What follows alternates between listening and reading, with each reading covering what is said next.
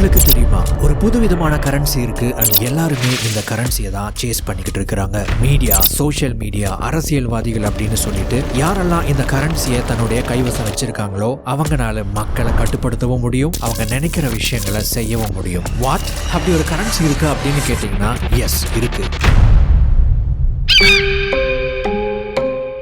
அந்த கரன்சியோட பேரு ஃபோக்கஸ். இந்த ஃபோக்கஸ் ரெண்டு விதமா செயல்படுது. ஒன்னு, மற்றவங்களுடைய ஃபோக்கஸை ஈர்க்கிறது. ஒரு நியூஸ் சேனலோ ஒரு மீடியா கம்பெனியோ ஒரு யூடியூப் வீடியோவோ உங்களுடைய கவனத்தை ஈர்த்தாங்க அப்படின்னா அவங்களுக்கு அதன் மூலமா லாபம் கிடைக்கும். ஒரு அரசியல்வாதி உங்களுடைய கவனத்தை ஈர்த்துட்டாரு அப்படின்னா உங்களை அவங்களுக்காக ஓட் போட வைக்க முடியும். எந்த ஒரு பிசினஸா இருந்தாலும் உங்களுடைய ஃபோக்கஸை எந்த அளவுக்கு அவங்க அட்ராக்ட் பண்றாங்களோ அந்த அளவுக்கு அவங்களுடைய பிசினஸை உங்களை வச்சு டெவலப் பண்ணிக்க முடியும். அது மட்டும் இல்ல, நீங்க பிசினஸ் பண்ணா கூட மற்றவங்களுடைய கவனத்தை நீங்க எந்த அளவுக்கு இருக்கிறீங்களோ அந்த அளவுக்கு தான் உங்களுடைய பிசினஸ் நீங்க டெவலப் பண்ணிக்க முடியும். இது ஃபோக்கஸுக்கு இருக்கிற ஒரு பகுதி. இன்னொரு பகுதி இருக்கு, உங்களுடைய ஓன் ஃபோக்கஸை, உங்களுடைய சொந்த கவனத்தை எந்த அளவுக்கு நீங்க கட்டுப்படுத்துறீங்களோ, எந்த அளவுக்கு ஒரு விஷயத்தின் மேல குவிக்கிறீங்களோ அந்த அளவுக்கு அதிலிருந்து அதிகமான அவுட்புட்டை நீங்க எடுத்துக்க முடியும். பட் இங்கதான் ஒரு சிக்கல் இருக்கு. நீங்க மற்றவங்களுடைய கவனத்தை ஈர்க்கணும்னாலும் சரி, உங்களுடைய சொந்த கவனத்தை கட்டுப்படுத்தணும்னாலும் சரி, ஃபோக்கஸ் அட்டென்ஷன் அப்படிங்கிறது நம்ம எல்லாருக்குமே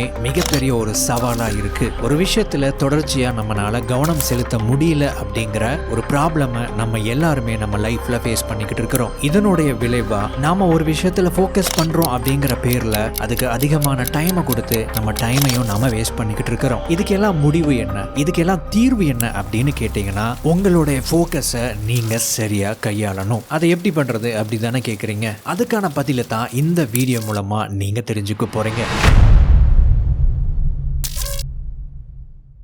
உங்க டைமை வேஸ்ட் பண்ணாம உங்களுடைய ஃபோக்கஸை நீங்க சரியா பயன்படுத்தணும் அப்படின்னு நினைச்சீங்க அப்படின்னா நீங்க ஒவ்வொரு நாளும் செய்யக்கூடிய வேலைகள் எந்த கேட்டகரியை சார்ந்த வேலைகள் அப்படிங்கிறது உங்களுக்கு முதல்ல தெரிஞ்சிருக்கணும். According to the book hyper focus, நாம ஒவ்வொரு நாளும் செஞ்சுக்கிட்டு இருக்கிற நம்முடைய எல்லா வேலைகளையும் ஒரு 4 கேட்டகரியா பிரிச்சிடலாம். இதை இன்னும் தெளிவா புரிஞ்சுக்கிறதுக்கு ஸ்கிரீன்ல தெரியுற இந்த குவாட்ரண்ட்டை பாருங்க. உங்களுடைய அன்றாட வேலைகள்ல நீங்க அன்ப்ரொடக்டிவான வேலைகளை செய்யலாம், ப்ரொடக்டிவான வேலையை செய்யலாம். அடுத்தது நாட் அட்ராக்டிவ் டாஸ்க், அதாவது இன்ட்ரெஸ்ட் இல்ல அல்லது கொஞ்சம் போர் அடிக்கிற மாதிரியான வேலைகள் அப்படின்னு சொல்லலாம். 4வது அட்ராக்டிவ் ஒர்க், செய்யறதுக்கு ரொம்ப ஆர்வத்தை தூண்டக்கூடிய செயல்கள் அப்படின்னு சொல்லலாம். நம்முடைய டைமை நம்ம பெரும்பாலும் எதுல வேஸ்ட் பண்ணுவோம் அப்படின்னு பாத்தீங்கன்னா டிஸ்ட்ராக்டிங் ஆக்டிவிட்டியில தான் நம்ம அதிகமா வேஸ்ட் பண்ணுவோம். அதாவது அது ஒரு அன்ப்ரொடக்டிவான அட் த சேம் டைம் அட்ராக்டிவான ஒரு செயலா இருக்கும். உதாரணத்துக்கு சோசியல் மீடியாவில் நம்முடைய நேரத்தை அதிகமா ஸ்பெண்ட் பண்றது. இதுக்கு அடுத்தபடியா அன்னெசரி ஆக்டிவிட்டி, இது ஒரு அன்ப்ரொடக்டிவான, அதாவது உருப்படி இல்லாத ஒரு வேலையா இருக்கும். அட் த சேம்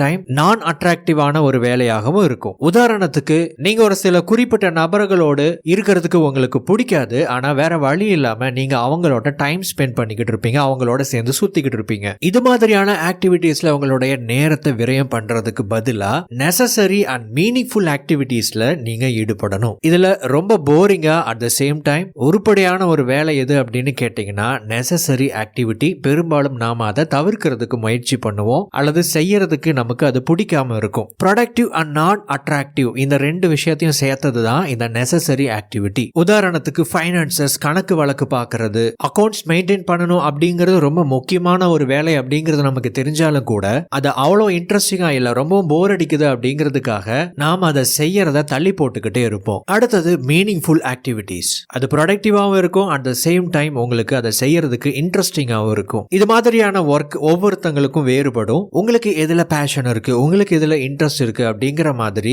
இந்த பர்டிகுலர் மீனிங்ஃபுல் ஆக்டிவிட்டி அப்படிங்கிறது ஒவ்வொரு மனிதரை பொறுத்த வரைக்கும் டிஃபர் ஆகும். உதாரணத்துக்கு உங்களுக்கு போட்டோகிராஃபில இன்ட்ரெஸ்ட் இருக்கு அப்படின்னா அந்த ஸ்கில்ல லேர்ன் பண்றது, போட்டோஸ் எடுக்கிறது, உங்களுக்கு தெரியாத ஒரு புது விஷயத்தை கத்துக்கிறது, புக்ஸ் படிக்கிறது, உடற்பயிற்சி செய்யறது, உங்க பிசினஸ் டெவலப் பண்றதுக்கு தேவையான முக்கியமான ஸ்டெப்ஸை எடுக்கிறது அப்படின்னு சொல்லிட்டு இந்த மீனிங்ஃபுல் ஆக்டிவிட்டியை செய்யறதன் மூலமா உங்களுடைய லைஃப் மேலும் மேலும் பெட்டர் ஆகிக்கிட்டே போகும். நண்பர்களே, நீங்க அடுத்த முறை ஏதாவது ஒரு ஆக்டிவிட்டியை செய்யறதுக்கு முன்னாடி இந்த 4 கேட்டகரியில எந்த கேட்டகரியில அந்த ஒர்க் வருது அப்படின்னு பாருங்க. அது நெசசரி ஆக்டிவிட்டியா இருக்கு அல்லது மீனிங்ஃபுல் ஆக்டிவிட்டியா இருக்கு அப்படிங்கிற பட்சத்துல அதை செய்யறதுக்கு தவறாதீங்க. Practice low stimulation. நாம அதிகப்படியா டிஸ்ட்ராக்ட் ஆகிறோம், நம்முடைய கவனத்தை நம்மளுடைய சோசியல் மீடியாவோ மொபைல் போனோ அடிக்கடி எடுத்துக்குது அப்படின்னு நாம நினைக்கிறோம். ஆனா உண்மை என்ன அப்படின்னா நம்முடைய பிரெயினை நாம ஓவர் ஸ்டிமுலேஷனுக்கு நாம பழக்கப்படுத்தி வச்சிருக்கிறோம். அதாவது எந்தெந்த வேலைகள் எந்தெந்த செயல் செயல்கள் வந்து உங்களுடைய நேரத்தை அதிகமா வேஸ்ட் பண்ணுது,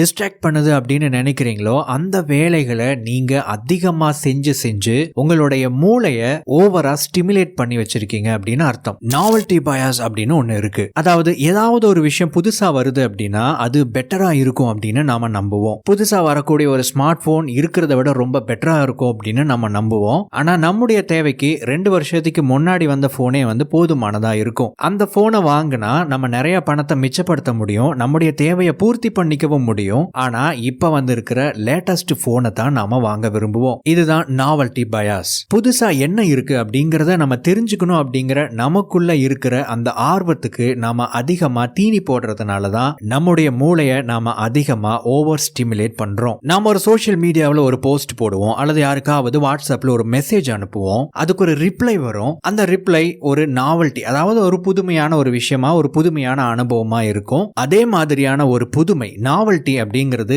எனக்கு அடிக்கடி வேணும் அப்படிங்கிற ஒரு எண்ணம் எனக்குள்ள ஏற்படுறதுனால நான் திரும்ப சோசியல் மீடியாவை செக் பண்ணிக்கிட்டே இருக்கிறேன். இதை அவாய்ட் பண்ணணும் அப்படின்னா ஹைப்பர் ஃபோக்கஸ் அப்படிங்கிற இந்த புத்தகத்தினுடைய ஆசிரியர் ஒரு சஜஷன் கொடுக்கிறாரு. உங்களுக்கு செய்யறதுக்கு ரொம்பவும் போரிங்கான ஒரு வேலையை எடுத்து அதுக்குன்னு கொஞ்சம் டைம் ஸ்பெண்ட் பண்ணி மெனக்கெட்டு அந்த வேலையை செய்யுங்க. அப்படி உங்களுக்கு போரிங்கான வேலையை நீங்க செய்யறதுனால உங்களுடைய ஸ்டிமுலேஷனை நீங்க குறைக்க ஆரம்பிப்பீங்க. அட்டென்ஷன் ஸ்பேன், அதாவது ஒரு விஷயத்துல நம்முடைய கவனத்தை குவிக்கிற, கவனத்தை வச்சிருக்கிற அந்த நேரம் ரொம்பவும் குறைஞ்சிக்கிட்டு இருக்குன்னு நம்ம கவலைப்படுவோம். இதுக்கான காரணமும் அந்த ஓவர் ஸ்டிமுலேஷன் தான். சோ அந்த ஸ்டிமுலேஷனை நீங்க குறைச்சிட்டீங்க அப்படின்னா நீங்க எந்த வேலையில ஃபோக்கஸ் பண்ணணும் அப்படின்னு நினைக்கிறீங்களோ அந்த வேலையில கொஞ்சம் அதிகமா ஃபோர்ஸ் பண்ணி நீங்க ஃபோக்கஸ் பண்ண உங்களால அந்த பர்டிகுலர் வேலையில நீங்க முழுசா ஃபோக்கஸ் பண்ண முடியும். Increase attention space. நம்முடைய மூளையை பொறுத்த வரைக்கும் ஒரு செகண்ட்ல 11 பில்லியன் பிட்ஸ் ஆஃப் இன்ஃபர்மேஷனை கேப்சர் பண்ண முடியுமா? ஆனா அதுல வெறும் 40 பிட்ஸ் ஆஃப் இன்ஃபர்மேஷனை மட்டும் தான் அது ப்ராசஸ் பண்ண முடியுமா? இதை இன்னொரு விதத்துல சொல்லணும் அப்படின்னா நம்முடைய அட்டென்ஷன் ஸ்பேஸ் அப்படிங்கிறது குறைவா இருக்கு. இதை புரிஞ்சுக்கிறதுக்கு நம்முடைய ஸ்மார்ட் போன்ல ரேம் அப்படின்னு ஒரு விஷயம் இருக்கும். சோ அந்த ரேம் அப்படிங்கிறது அதிகமா இருந்துச்சு அப்படின்னா ஹெவியான கேம்ஸ், ஹெவியான ஆப்ஸ் உங்களால யூஸ் பண்ண முடியும். இந்த ரேண்டம் ஆக்சஸ் மெமரி அப்படிங்கிறது ரொம்ப குறைவா இருக்கு அப்படின்னா உங்களால ஹெவியான ஆப்ஸையோ கேம்ஸையோ பயன்படுத்த முடியாது. உங்களுடைய போன் ஸ்லோவாக ஆரம்பிக்கும், லேக் ஆக ஆரம்பிக்கும். நம்முடைய அட்டென்ஷன் ஸ்பேஸை 58% நீங்க ஒரு சாதாரண வேலையை செய்யறதன் மூலமா அதிகரிக்க முடியும். எஸ், 58%. அதுவும் அந்த வேலையை நம்ம தினந்தோறும் செஞ்சுக்கிட்டு இருக்கிறோம், ஆனா அதை சரியா செய்யறது இல்ல. அந்த வேலையோட பேரு தூக்கம். நம்ம எவ்வளவு நேரம் பெட்ல படுத்திருக்கோம் அப்படிங்கிறது முக்கியம் இல்ல, நம்ம எவ்வளவு நேரம் ஆழ்ந்த தூக்கத்துல இருக்கிறோம் அப்படிங்கிறது தான் முக்கியம். அந்த ஆழ்ந்த தூக்க நிலைக்கு வரணும் அப்படின்னா இந்த ஸ்லீப் சைக்கிள்ல படிப்படியா நம்முடைய உடம்பு மனசும் ரிலாக்ஸ் ஆகணும், அதுக்கப்புறம் ஒரு தூக்க நிலைக்கு போகணும், அதுக்கப்புறம் தான் நமக்கு அந்த ஆழ்ந்த தூக்க நிலை அப்படிங்கிறது வரும். இதுக்கு நடுவுல நம்முடைய ஆரம்ப தூக்க நிலைகளை நம்ம டிஸ்ட்ராக்ட் பண்றோம், டிஸ்டர்ப் பண்றோம் அப்படின்னா, அதாவது நம்முடைய ஸ்மார்ட் போன் மூலமா, சோசியல் மீடியா பயன்பாட்டின் மூலமா நாம அதை டிஸ்ட்ராக்ட் பண்ண அந்த ஆழ்ந்த தூக்கம் அப்படிங்கிற அந்த நேரம் நமக்கு குறைஞ்சுக்கிட்டே போகும். இதனுடைய விளைவா நம்முடைய ஆழ்ந்த தூக்கம் அப்படிங்கிறது ரொம்பவும் குறைவாகிட்டே போயிட்டு இருக்கு. ஆனா நம்ம இந்த நேரத்துல படுத்துறோம், இந்த நேரத்துல எழுந்துடுறோம் அப்படிங்கிற அந்த ஒரு டைமை மட்டுமே வச்சு நான் 8 மணி நேரம் தூங்குறேன், 7 மணி நேரம் தூங்குறேன் அப்படின்னு சொல்லிட்டு தூக்கத்தை நாம தப்பா எடை போட்டுக்கிட்டு இருக்கிறோம். இந்த டிஸ்ட்ராக்ஷன்ஸை குறைச்சிட்டு சரியான நேரத்துல தூங்கி சரியான நேரத்துல எழுந்தாவே உங்களுடைய மூளையினுடைய அட்டென்ஷன் ஸ்பேஸ் அப்படிங்கிறது 58% அதிகரிக்கும். சோ இதன் மூலமா நமக்கு கிடைக்கிற இன்ஃபர்மேஷன்ஸை சரியா நம்முடைய பிரெயின் ப்ராசஸ் பண்ணும், சரியான தேவைப்படுற சொல்யூஷனையும் அது கொடுக்கும். நீங்க ரொம்ப கிரியேட்டிவா இருக்கணும், உங்களுக்கு நிறைய ஐடியாஸ் வேணும், உங்களுக்கு நிறைய சொல்யூஷன் வேணும் அப்படின்னா நாம அந்த விஷயத்துல ரொம்ப ஹைப்பர் ஃபோக்கஸ்டா இருந்தா மட்டும் அதற்கான சொல்யூஷனோ ஐடியாவோ கிடைச்சிடாது. அதுக்கு பதிலா நீங்க ஸ்கேட்டர் ஃபோக்கஸ் அப்படிங்கிற ஒரு மெத்தடை ஃபாலோ பண்ணணும். ரொம்ப சிம்பிளான ஒரு விஷயம் தாங்க. நீங்க ஏதோ ஒரு விஷயத்தை பத்தி ரொம்ப ஆழமா யோசிச்சுக்கிட்டே இருப்பீங்க, உங்களுக்கு எந்த ஐடியாவும் கிடைச்சிருக்காது. சாதாரணமா தூங்கி எழுந்திருப்பீங்க, உங்களுக்கு ஒரு புது ஐடியா கிடைச்சிருக்கும். குளிச்சுக்கிட்டு இருப்பீங்க, குளிக்கும் போது உங்களுக்கு ஒரு புது ஐடியா கிடைக்கும். நியூட்டன் ஆப்பிள் மரத்துக்கு கீழே உட்கார்ந்து இருக்கும் போது ஆப்பிள் கீழே விழுது, அதை பார்த்த உடனேயே இதுவரைக்கும் அவர் பண்ணின ரீசர்ச், ஸ்டடீஸ், இதுவரைக்கும் அவர் யோசிச்சுக்கிட்டு இருந்த விஷயங்கள், இந்த எல்லா பாயிண்ட்ஸும் எல்லா டாட்ஸும் ஒன்னா கனெக்ட் ஆகுது, கிராவிட்டி தியரியை டெவலப் பண்றாரு. இந்த ஸ்கேட்டர் ஃபோக்கஸை எப்படி பிராக்டிஸ் பண்றது அப்படின்னு கேட்டீங்கன்னா மைண்ட்லெஸ் ஆக்டிவிட்டிஸ், அதாவது ரொம்ப கவனம் கொடுக்காம செய்யக்கூடிய ஏதாவது வேலைகள் இருக்கு அப்படின்னா அந்த வேலைகள்ல ஃப்ரீயா ஈடுபடுங்க, மைண்ட் ரிலாக்ஸா வச்சுக்கோங்க. அந்த நேரத்துல உங்களுடைய மூளை பல தகவல்களை ஒன்னா திரட்டி நிறைய டாட்ஸை கனெக்ட் கனெக்ட் பண்ணி நீங்க எதிர்பார்க்கிற அந்த ஒரு ஐடியாவை உங்களுக்கு கொடுக்கும். இந்த செயல்களை எல்லாம் நீங்க சரியா செஞ்சிட்டீங்க அப்படின்னா, அதாவது உங்களுடைய அட்டென்ஷன் ஸ்பேஸை நீங்க அதிகப்படுத்துறீங்க, ஓவர் ஸ்டிமுலேஷனை கட்டுப்படுத்தி கம்மி பண்றீங்க. அதுக்கப்புறம் நீங்க ஒரு வேலையில நீங்க ஃபோக்கஸ்டா ஈடுபடும் போது மைண்ட்ஃபுல்னஸ் அண்ட் ஃபோக்கஸை நீங்க பிராக்டிஸ் பண்ணும்போது அது உங்களுக்கு ஈஸியா வந்துடும். இதை செய்யாம நீங்க ஃபோக்கஸ் பண்ணணும் அப்படின்னு சொல்லிட்டு